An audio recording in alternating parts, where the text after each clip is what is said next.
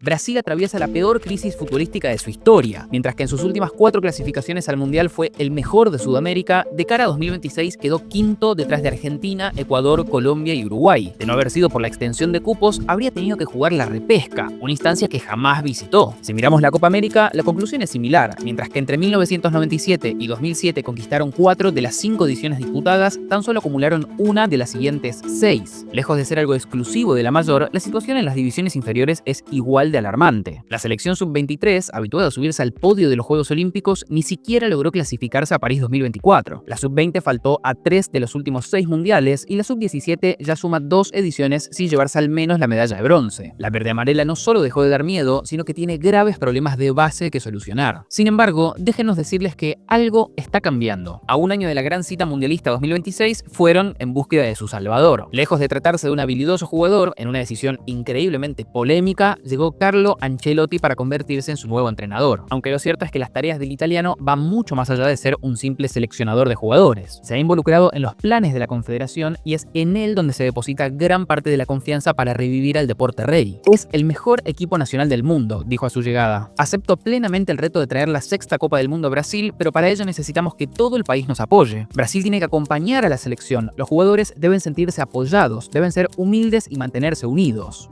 Lo cierto es que el trabajo que hay que hacer es enorme, porque créannos que los resultados son solo la punta del iceberg y lo que está debajo de la superficie es todavía más preocupante. Para entender este fenómeno y descubrir cuáles son los cambios que se plantean hacia el futuro, les proponemos mirarlo desde 4 ejes: los jugadores, los fanáticos, la dirigencia y los entrenadores. Respecto a los deportistas, de más está decir que el territorio es una fuente inagotable de talento. Según datos de Football Observatory, hay 1.455 futbolistas jugando fuera de su país. Se trata desde hace tiempo del territorio que más exporta en el mundo, seguido por Francia con 1.275 y Argentina con 1.016. Dicho eso, obviamente no es solo la cantidad, sino también la calidad y, más importante aún, el estilo de juego. Lo que queremos saber es si existieron cambios en esas variables que pueden explicar, al menos en parte, la debacle que estamos viendo. Para eso tomemos a la lista del Balón de Oro como referencia de jugadores en la élite. Está claro que esto se puede debatir, pero nos va a dar una idea general. En 2002, año en el cual la canariña se coronó campeona del mundo por última vez, fue Ronaldo Nazario quien se llevó el galardón. Lo interesante es que no estuvo solo en la lista. A él se le sumaron Roberto Carlos y Rivaldo entre los 10 mejores. Este último ya había conformado el top 10 en los 2 años anteriores. El resto de la década también estaría cubierta del famoso fútbol arte o juego bonito. En 2003 apareció Roberto Carlos, en 2004 fueron Ronaldinho y Adriano, al año siguiente Diño se quedaría con el premio acompañado por Adriano VII y Kaká noveno, en 2006 figuró otra vez Ronaldinho, en 2007 lo ganó Kaká junto a Robinho noveno y la figura del Milan volvió a aparecer tanto en 2008 como en 2009.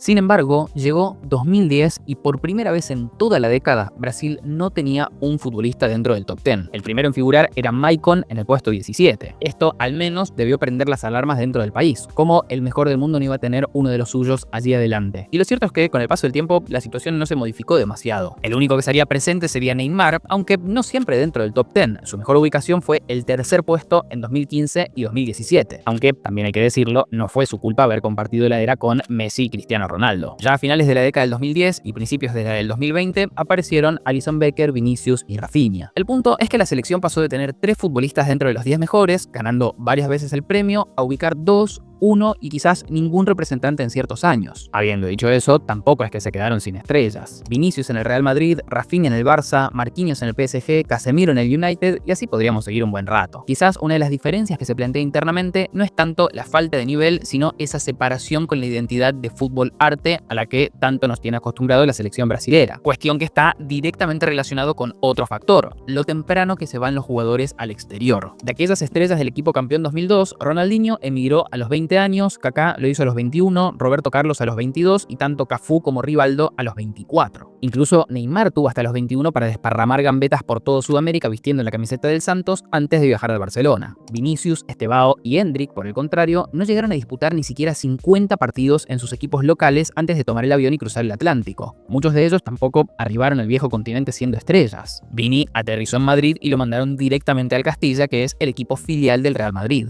En otras palabras, Brasil ahora exporta jugadores antes de terminar su proceso de formación. Eso implica menos ADN del arte de la gambeta gambeta y más ADN asociado al tiki-taka del fútbol moderno. Y si hablamos de factores que generan que los jugadores se vayan muy jóvenes, no podemos dejar de hablar justamente de los clubes de Brasil. Dichas instituciones no solo dejan ir al talento cada vez más rápido, sino que lo reemplazan con jugadores extranjeros. Volviendo al Brasileirao, si queremos entender por qué ese éxodo temprano puede ser un problema, solo nos basta con mirar a Italia, quien llevó ese proceso al extremo y todos sabemos cómo terminó. Actualmente, la Serie A italiana cuenta con 367 jugadores de otras nacionalidades, representando el 69% del torneo. Una verdadera locura. Eso implica menos espacio para el talento italiano y por ende luego menos figuras de las cuales puede nutrirse la selección para pelear un mundial. O bueno, al menos la clasificación a un mundial. En lo que al torneo sudamericano respecta, la cifra de deportistas foráneos pasó de 126 a 158 en apenas 2 años y hoy representa el 23% del total. Está claro que todavía se encuentra lejos de las cifras italianas, pero de continuar esta tendencia podría convertirse en un problema en el futuro. Finalmente, esa desconexión que puede existir entre las jóvenes promesas y los clubes nacionales luego se traslada al pueblo brasileño. Así que entremos en este aspecto de nuestro recorrido. La selección nacional, sobre todo en este país sudamericano, va mucho más allá de 11 jugadores. Es identidad nacional. La camiseta amarilla se volvió un símbolo sagrado representado justamente por los futbolistas. En ese sentido, la relación entre los atletas y la afición tiene un peso enorme. Años atrás, estos pasaban mucho tiempo disputando partidos en suelo natal, lo que generaba que la gente los conociera y empatizara con ellos. Incluso cuando los llamaban a la selección, muchos de ellos seguían en Brasil. De aquella plantilla campeona del mundo en 2002, el 50% aún vestía la camiseta de un club local. Para Qatar 2022, en cambio, solo 3 de los 26 convocados cumplían esa condición. Dicho factor, sumado a la acumulación de desaires en lo que a resultados respecta, generó que la expectativa del público respecto a la selección cayera gradualmente a lo largo del tiempo. Si revisamos la asistencia en el Maracaná durante todo este siglo, notaremos que el partido frente a Chile en 2025 por eliminatorias registró una de las peores convocatorias en mucho tiempo, con menos de 60.000 asistentes. Para tomar dimensión, frente al mismo rival en el proceso camino a Qatar 2022, la cifra casi llegó a los 70.000 y frente a Ecuador en 2007 fueron 85.071 personas. Ahora bien, ¿es solamente una cuestión de jugadores y clubes? ¿O hay algo más allá que también tiene gran responsabilidad en la situación que están viviendo actualmente? Bueno, como sabrán, un rol esencial en el crecimiento del deporte de un país son los dirigentes. Y en este sentido, Brasil se ha tomado unas pequeñas vacaciones durante el último tiempo. Así que avancemos a la tercera etapa de nuestro recorrido, la dirigencial. En los últimos 14 años, la CBF tuvo más presidentes investigados que títulos conseguidos. Entraban por la puerta grande con grandes promesas y terminaban en los tribunales. Para entender el problema, hay que empezar por el hombre que lo controló todo desde 1989 hasta 2012, Ricardo Teixeira. Bajo su mandato se lograron los mundiales de 1994 y 2002, además de 5 Copas América y 3 Copas Confederaciones. Deportivamente hablando, todos le temían. Fuera del campo de juego, la organización también era una máquina de generar dinero. No había marca en el mundo que no quisiera estar asociada a la mejor selección del planeta. En 1996, por ejemplo, Nike se comprometió a desembolsar $400 millones a lo largo de 10 años para ser el fabricante de su indumentaria.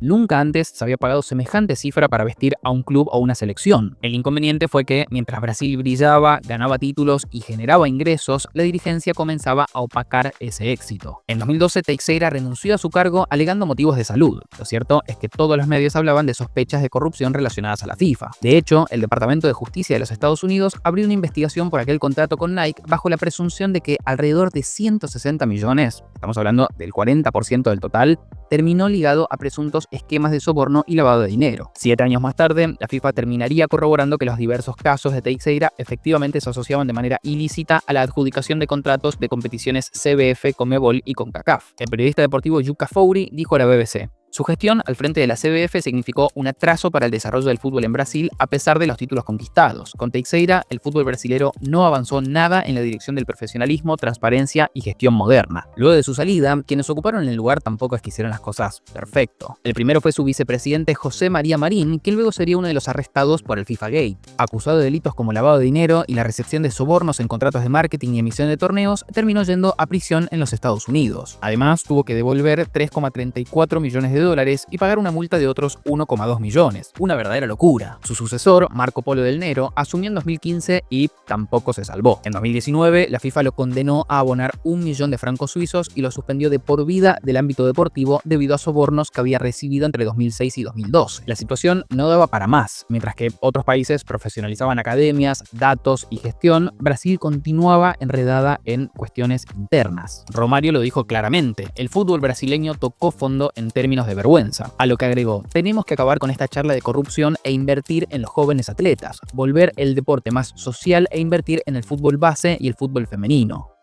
Las promesas seguían apareciendo, pero nadie se hacía cargo de cuidarlas. Luego de organizar la Copa del Mundo 2014, por ejemplo, la federación recibió fondos que alcanzarían los 100 millones de dólares en concepto de legado por dicho evento. La idea era que fueran destinados a desarrollar el fútbol juvenil. Lamentablemente, las obras nunca se llevaron a cabo. Los dirigentes de los últimos años también continuaron enfocados en otros temas. Rogelio Caboclo en 2021 y Ednaldo Rodríguez en 2025 también serían destituidos por diversos motivos. Y con tanta turbulencia en la parte dirigencial, es obvio que eso luego se trasladaría al puesto clave para el rendimiento del máximo equipo, el del entrenador. Pasemos entonces a ver nuestro cuarto aspecto del problema. Después de Scolari 2002, Brasil entró en una danza de reemplazos. Parreira, Dunga, Mano Menezes, el regreso de Scolari, Tite, Ramón Menezes, Diniz y Dorival Jr. Ninguno le encontró la vuelta. Si solo vemos Copas del Mundo, tanto Parreira como Dunga y Tite en 2 ocasiones quedaron en los cuartos de final. Scolari, por su parte, si bien tuvo las semifinales de 2014, sufrió la dura derrota contra Alemania por 7-1 en dicha instancia. Se cree que, a diferencia de otras selecciones sudamericanas, el aislamiento táctico respecto a las ideas europeas podrían haber afectado justamente el rendimiento. En última instancia, fueron los entrenadores quienes debían lidiar con esa falta de identidad que tenía el equipo. Lo que se intentó fue una suerte de híbrido entre la improvisación brasilera en el ataque y la estructura del viejo continente en lo que respecta a la defensa. De todos los que desfilaron por el banco, quien más se acercó a ese estilo de juego europeo fue Tite. Este pasó gran parte del tiempo en aquel territorio aprendiendo de los mejores entrenadores. Además, intentó gestionar la selección como si fuera un club, teniendo relación diaria con los jugadores. Todos, incluso los que disputaban la Liga China como Renato Augusto, formaban parte. Y la verdad es que los resultados no fueron particularmente malos. Entre 2016 y 2022 dirigió 81 partidos con una eficacia del 80%.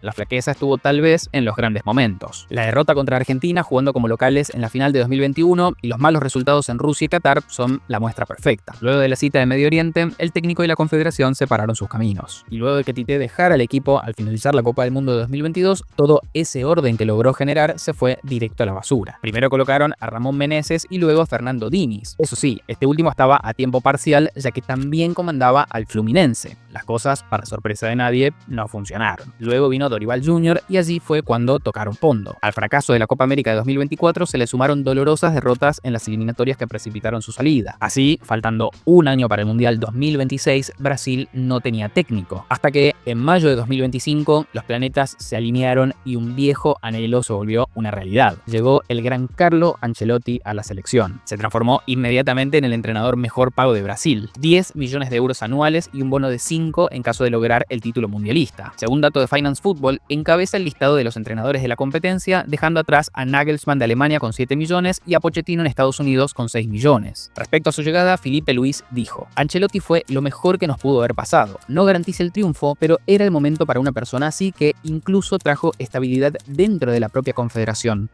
Como bien dice el ex entrenador de Flamengo, su compromiso va mucho más allá de simplemente armar la lista de los 26 jugadores que participarán de la Copa del Mundo. Desde el día 1 que participa de los proyectos y espacios dedicados a mejorar toda la parte formativa. Branco, campeón del mundo en 1994 y quien actualmente ocupa el cargo de coordinador de las selecciones sub-15, sub-17 y sub-20, dijo luego del primer encuentro con él: fue una reunión rara y extremadamente relevante que debe cultivarse con frecuencia para el mejor desarrollo del fútbol brasileño. Que alguien tan conocido como él la haya calificado de rara demuestra claramente la intención que se tiene de cambiar las cosas. Después, el tiempo dirá si efectivamente es suficiente o no. Lo bueno es que parece haber una clara línea de trabajo junto al nuevo presidente de la confederación, Samir Yaoud. De profesión médico, al tomar las riendas del fútbol brasileño trajo varias notas en su recetario. Los focos iniciales están puestos en el ajuste de los calendarios, la profesionalización del arbitraje y la revisión de las normas financieras del Brasileirao, con el objetivo de cuidar las cuentas de los clubes. En lo que a la selección respecta, la más importante radica obviamente en el fortalecimiento del fútbol juvenil. juvenil. Finalmente, han comenzado la construcción de 15 complejos deportivos con aquel dinero que provino del fondo legado de la Copa del Mundo 2014. Obviamente, los resultados de estas decisiones se verán recién en varios años hacia adelante. La clave para que termine sucediendo es que la Confederación logre cierta estabilidad y mantener y llevar a cabo los planes que se propone. Una señal muy importante de que el camino está pensado para el largo plazo fue la renovación de Carlo Ancelotti hasta el año 2030. No solo creen que puede convertirse en el primer entrenador de la historia en ganar un mundial para un país que no es el suyo, sino que también lo ven como una pieza clave dentro del rompecabezas del fútbol brasileño en general. El propio Carleto dijo: hace un año estamos trabajando para llevar la selección brasilera de vuelta a la cima del mundo, pero la CBF y yo queremos más victorias, más tiempo, más trabajo. Los símbolos y detalles del mensaje están por todos lados. El lugar elegido para dar los nombres de los convocados a la Copa del Mundo no fue otro que el Museo del Mañana en Río de Janeiro. Un aspecto marginal pero interesante también de ese acto fue que, además del anuncio de la participación de Neymar, los 6 jugadores más aplaudidos fueron aquellos que todavía participan del Brasileirao. Lo mencionamos por todo lo que venimos hablando respecto a esa cercanía que es necesaria entre los jugadores y el pueblo, por lo que al día de hoy Brasil tiene muchas cosas para volver a creer. A fin de cuentas, lo que nunca le faltó y sigue siendo la parte fundamental es el talento. Quizás el problema fue haber creído que con eso era suficiente para mantener en la cima a uno de los países más futboleros del planeta. ¿Ustedes qué opinan? ¿Tienen una oportunidad real de ganar la Copa del Mundo 2026 o aún les queda mucho trabajo para recuperar esa mística que supieron tener hace 20 o 30 años? Los leemos en los comentarios, pero eso sí, antes fíjense si no están suscritos al canal. Nos vemos en la próxima.